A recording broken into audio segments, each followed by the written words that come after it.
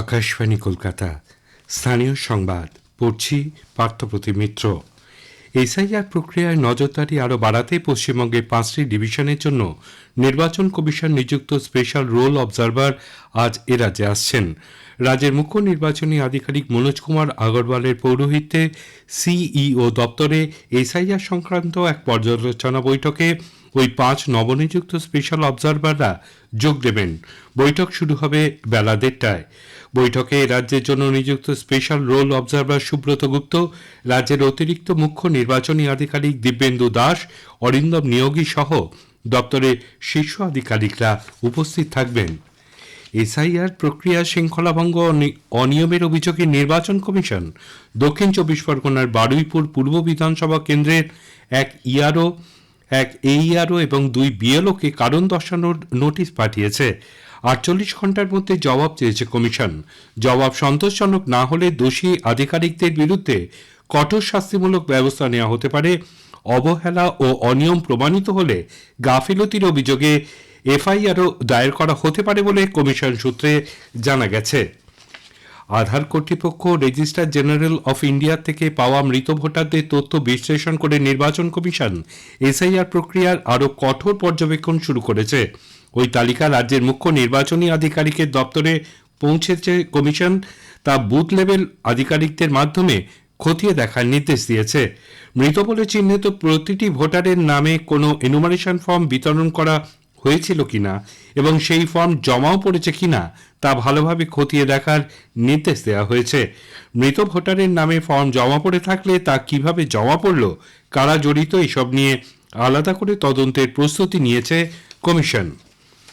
সোনাগাছির পর enumeration form পূরণ এবং ভোটার তালিকায় নাম তোলার কাজে সহায়তা করতে শহরের আরও 2 যৌনপল্লীতে বিশেষ শিবিরের আয়োজন করতে চলেছে নির্বাচন কমিশন। খিদিরপুর এবং কালীঘাটে 2 যৌনপল্লীতে আজ এই শিবিরের আয়োজন করা হবে বলে রাজ্যের মুখ্য নির্বাচনী আধিকারিক মনোজ কুমার আগরওয়াল জানিয়েছেন। কলকাতা দক্ষিণ নির্বাচনী জেলা নির্বাচনী আধিকারিককে ওই শিবিরের আয়োজনের নির্দেশ দেওয়া হয়েছে বলে তিনি জানান।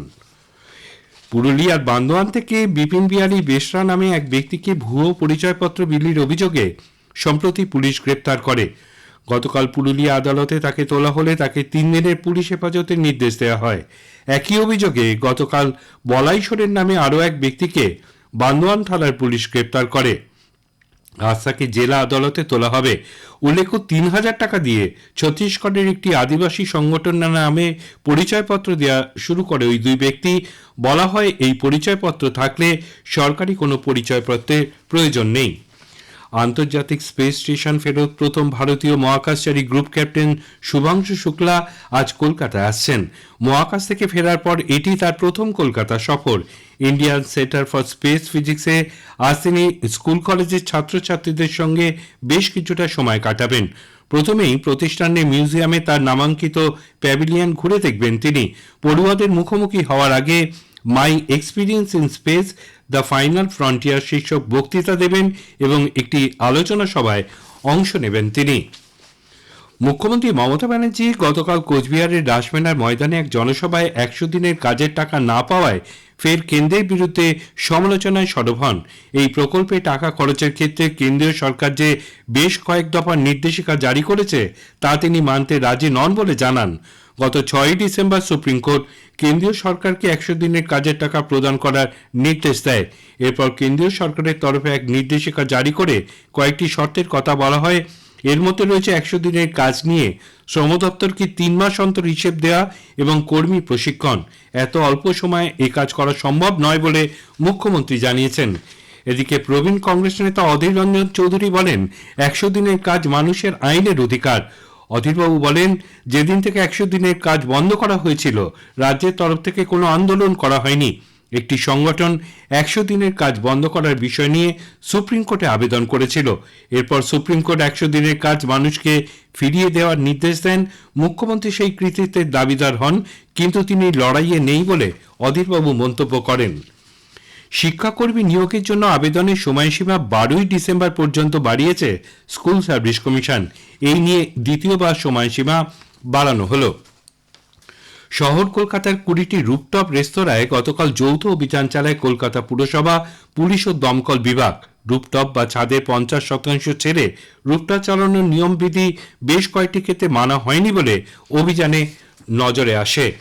ভিক্টোরিয়া মেমোরিয়ালের কাছে ভোরে গাড়ি দুর্ঘটনায় 3 জন আহত হয়েছেন। গাড়িতে থাকা 2 জনের আঘাত গুরুতর। পুলিশ সূত্রে জানা গেছে, হসপিটাল রোডে একটি গাড়ি নিয়ন্ত্রণ হারিয়ে প্রথমে ল্যাম্পপোস্টে ও পরে গাছে ধাক্কা মারলে এই বিপত্তি হয়। স্থানীয় সংবাদ শেষ হলো। এর পরের খবর গ্রামীণ সংবাদ 12টা বেজে 30 মিনিটে।